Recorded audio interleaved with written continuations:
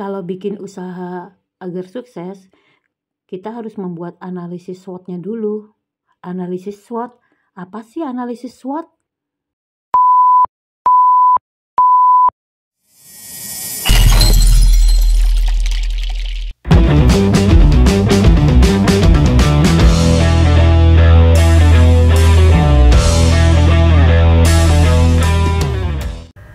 Subscribe dan tekan tombol loncengnya ya.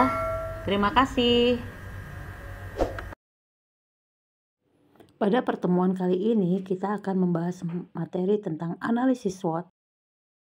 Analisis SWOT adalah identifikasi berbagai faktor secara sistematis untuk merumuskan strategi berdasarkan logika yang dapat memaksimalkan kekuatan atau strengths dan peluang opportunities, dan secara bersamaan dapat meminimalkan kelemahan atau weakness dan ancaman threats.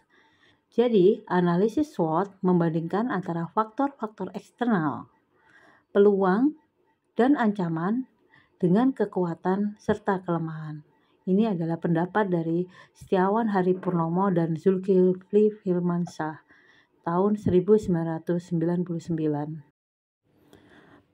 Anak-anak, apa kira-kira bisnis di bidang desain komunikasi visual yang akan kalian lirik untuk usaha kalian di masa mendatang?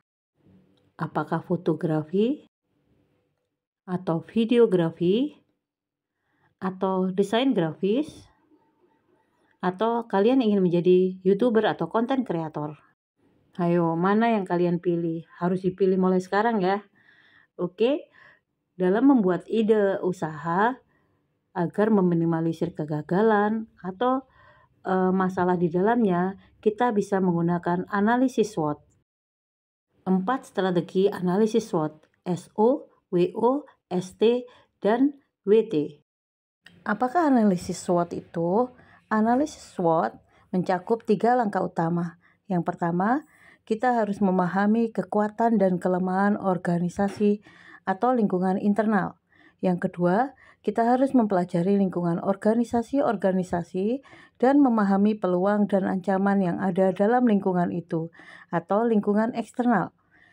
Kemudian, akhirnya menganalisis kekuatan mana yang dapat digunakan untuk mengambil keuntungan dari peluang yang khusus, dan kelemahan mana yang dapat membuat rawan pada saat menghadapi ancaman tertentu, sehingga dapat merencanakan cara-cara atau strategi yang lebih baik.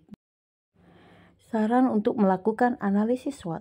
Langkah 1, identifikasikan kelemahan dan ancaman yang paling urgent untuk diatasi secara umum pada semua komponen.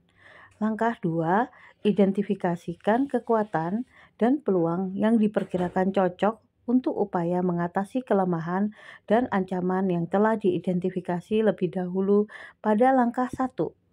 Langkah 3, masukkan butir-butir hasil identifikasi langkah 1 dan langkah 2 ke dalam bagan analisis SWOT. Langkah ini dapat dilakukan secara keseluruhan atau jika terlalu banyak dapat dipilah menjadi analisis SWOT untuk komponen masukan, proses, dan keluaran. Dari gambar di atas, analisis SWOT adalah mengetahui kekuatan dan kelemahan dari lingkungan internal atau faktor-faktor internal. Kemudian, mengetahui peluang dan ancaman dari faktor eksternal. Nanti setelah kita menentukan apa sih usaha yang akan kita jalankan, kita buat analisis SWOT-nya seperti bagian di atas. Apa sih kekuatan dan kelemahan kita secara internal, dan kemudian apa sih ancaman yang dari luar ataupun peluang yang bisa muncul dari luar. Itu semuanya kita tulis dalam tabel ini. Kekuatan, apa sih kekuatan? Kekuatan adalah kita harus mencari apa sih yang menjadi sumber kekuatan dalam diri kita. Apa yang kita kerjakan dengan baik. Nah, itu kan kita akan jadi kekuatan buat kita. Apa yang dilihat orang lain sebagai kekuatan, itu kita harus minta pendapat orang lain. Karena terkadang kita tidak mampu melihat kekuatan yang ada dalam diri kita. Jadi kita perlu pendapat atau masukan orang lain. Kemudian, apa saja yang dilakukan dengan baik atau prestasi-prestasi yang dilakukan lembaga kita. Kemudian kita juga cari atau menyadari rekam jejak kita yang baik itu apa saja. Kemudian kita juga tahu bagaimana organisasi kita atau tim kita itu bersaing dengan baik di dunia luar. Itu juga termasuk kekuatan atau keunggulan. Lanjut, kita akan membahas tentang kelemahan. Kita harus menyadari apa sih kelemahan-kelemahan kita. Jadi mengetahui kelemahan bukan untuk membuat kita down ya, tapi setelah tahu kita menyadari kelemahan kita apa, kita sebenarnya bisa mencari solusi apa yang harus kita perbaiki. Daripada kita mengingkari kelemahan kita, akhirnya kita tidak pernah bisa menemukan solusi dari kelemahan kita. Akui kelemahan kita list kelemahan-kelemahan kita, lalu kita cari solusi bagaimana meminimalisir kelemahan-kelemahan kita. Contoh, umpamanya kita tidak mempunyai kemampuan finansial yang baik dalam membuka usaha ini.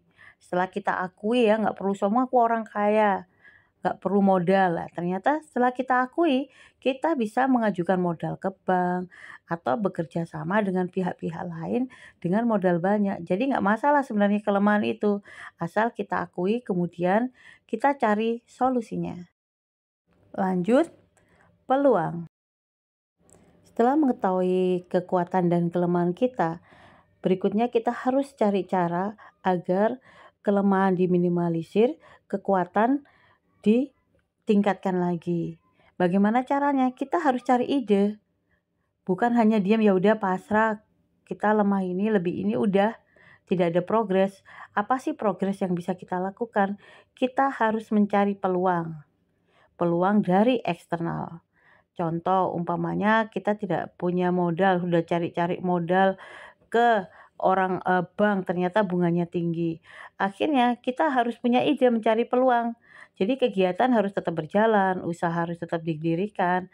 Kita mencari peluang, mungkin kita mengajukan proposal ke saudara-saudara kita yang kaya atau kita ke bank syariah.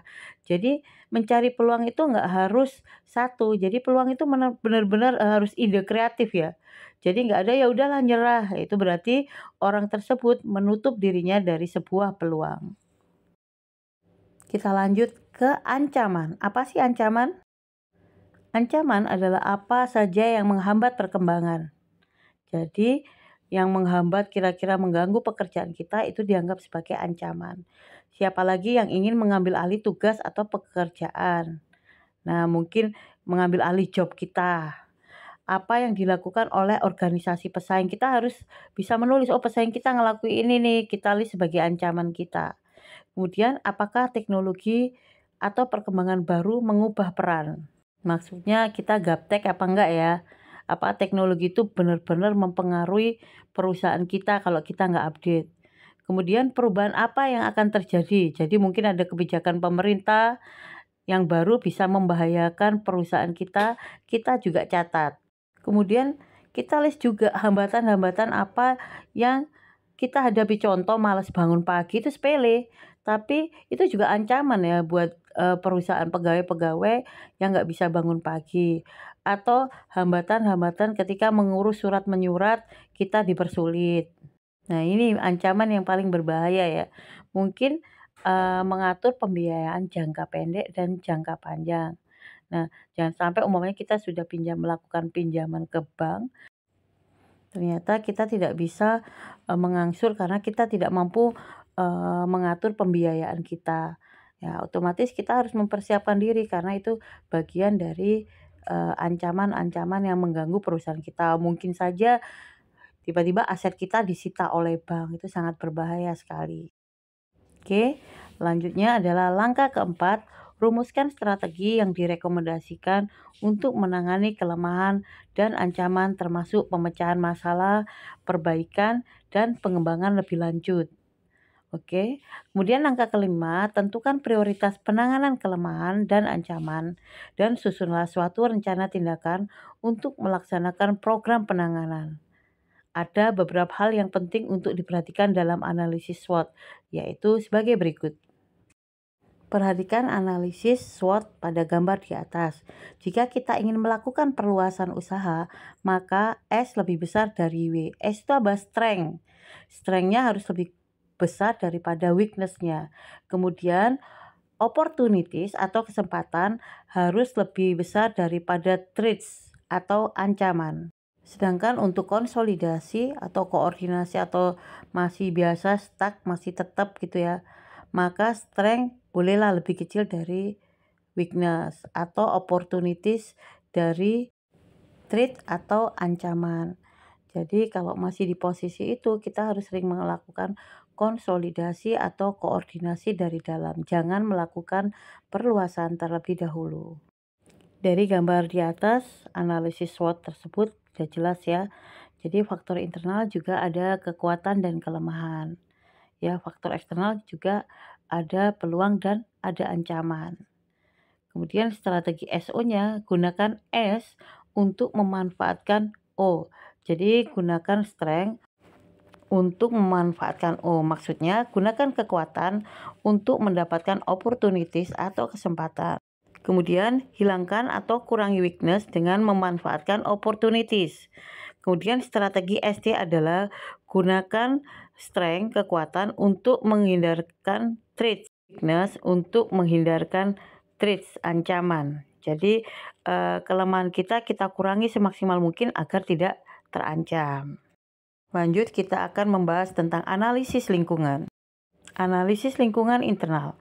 S atau strength adalah kekuatan-kekuatan yang dimiliki oleh program studi atau fakultas, jurusan, atau sekolah tinggi yang dapat didayagunakan agar program studi dapat tumbuh dan berkembang serta unggul bersaing. Semakin mampu mengkuantifikasi kekuatan yang ada sama dengan atau sama saja semakin hebat analisis ID-nya. Analisis lingkungan internal weakness adalah kelemahan-kelemahan yang dimiliki yang menjadikan sukar atau tidak dapat tumbuh atau berkembang dan tidak mampu bersaing. Semakin mampu mengkuantifikasi kelemahan yang ada, semakin hebat analisis ID-nya. Analisis lingkungan eksternal opportunity adalah sebanyak mungkin peluang yang dapat diraih dan didayagunakan agar program studi atau organisasi kita dapat tumbuh dan berkembang dan mampu mengalahkan pesaing-pesaing. Semakin mampu mengkuantifikasi peluang yang ada, akan semakin hebat analisis ID-nya. Analisis lingkungan eksternal threats adalah ancaman-ancaman terhadap keberlangsungan dalam persaingan yang kita tidak memahaminya dan menyadari untuk segera diatasi.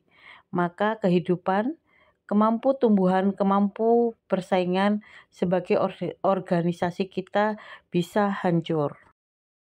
Semua program harus mampu menganalisis semua bagian dari sistem manajemen secara komprehensif, dari input atau masukan, proses, output, outcome, dan impact.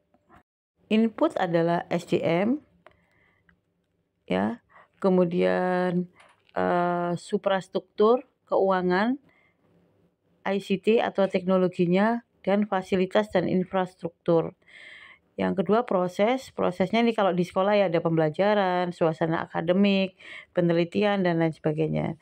Kemudian outputnya itu apa? Sarjananya, jadi lulusannya, hasil penelitiannya, dan hasil pengabdian masyarakatnya. Kemudian outcome atau persebaran lulusan, penerbitan buku, hasil penelitian, dan hasil PKM atau pengabdian masyarakat. Kemudian impactnya itu apa? Efeknya kinerja lulusan di masyarakat, perujukan hasil penelitian, pengabdian masyarakat, dan penerbitan oleh masyarakat akademik. Contoh SWOT. Aturan sederhana untuk analisis SWOT. Bersikap realistis tentang kekuatan dan kelemahan organisasi. Bedakan keadaan organisasi sekarang dengan keadaan organisasi pada masa yang akan datang. Bersikaplah spesifik, hindarkan wilayah yang bertumpang tindih atau gray area.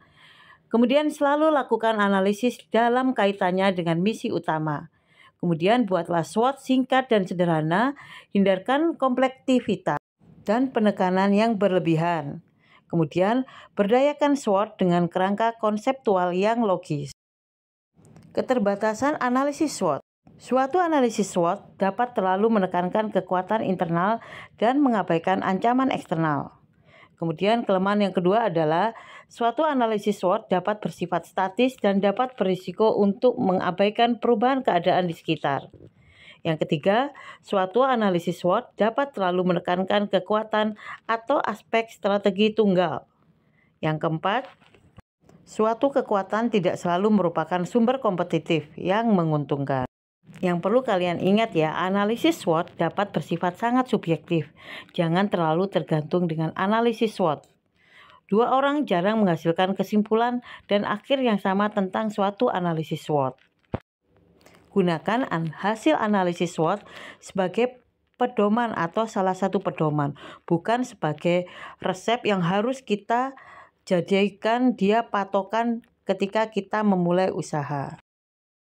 Oke anak-anak, itu sedikit tentang teori tentang analisis SWOT. Sekarang tentukan bidang usaha yang akan kalian buat di bidang desain komunikasi visual ya, pilih salah satu, kemudian buat analisis SWOT-nya dan presentasikan di depan kelas. Terima kasih. Wassalamualaikum warahmatullahi wabarakatuh.